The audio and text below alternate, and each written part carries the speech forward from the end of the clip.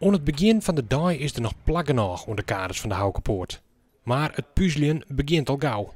Joen lis hier de boorten op grond plakken riegen dik. Voor elke een moet er een goed plak voor worden. Van Grut en Liets. De grote motorboten, dat is nog wel eens een probleem. Maar dan moet je gewoon even wat verschuiven, wat puzzelen en dan komt dat over het algemeen ook wel goed. Ja, en de kleinere bootjes, de valkjes, de Foxen, en motorbootjes van 8 meter, dat komen we altijd wel uit. En die kunnen we mooi opvullen in gaatjes die we anders niet opvullen kunnen. Oorjeren lag het vaak al op tongens die hielendal vol.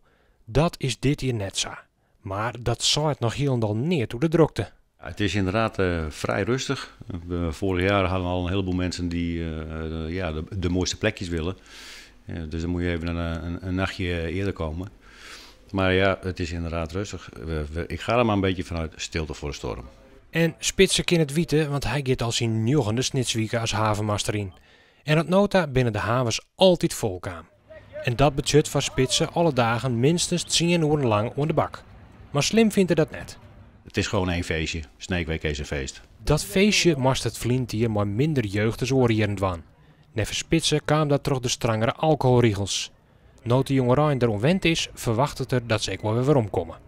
Ik als smiet hem dat wel wat extra drokt op. En hoe leuk hij die drokt ik vindt, hij is altijd blij dat het weer achter de rij is. Na een dikke week dan is het, als het weer de normale drukte weer op gang komt, dan is de havenmeester dan ook wel weer blij. Lekker rustig. Ja.